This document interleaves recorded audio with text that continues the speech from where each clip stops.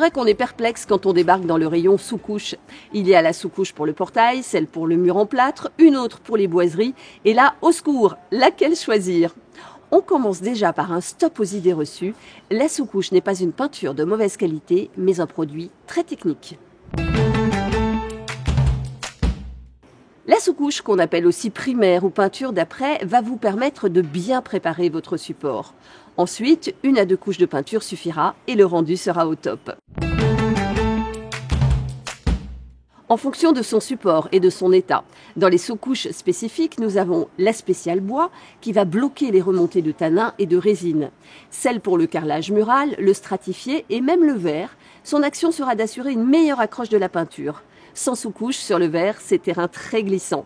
Il y en a une pour les métaux ferreux qui apportent une protection contre la rouille et une autre pour l'alu, le cuivre ou le zinc qui résistent aux agents chimiques.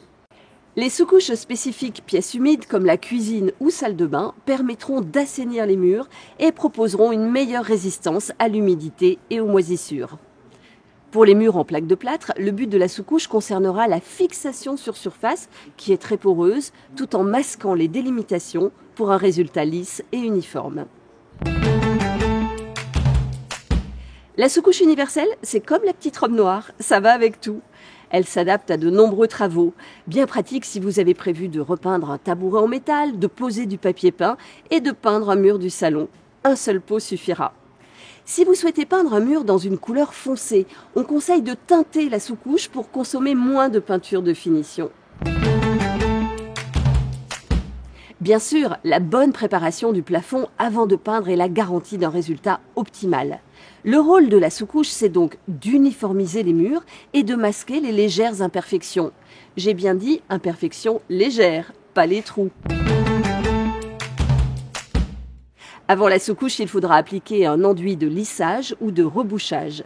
Il existe également des sous-couches spécifiques pour supports en mauvais état ou tachés. Les sous-couches apportent de la solidité aux peintures de finition en les rendant plus durables dans le temps et garantissent une meilleure accroche. C'est assez complet ou vous voulez que j'en remette une couche ?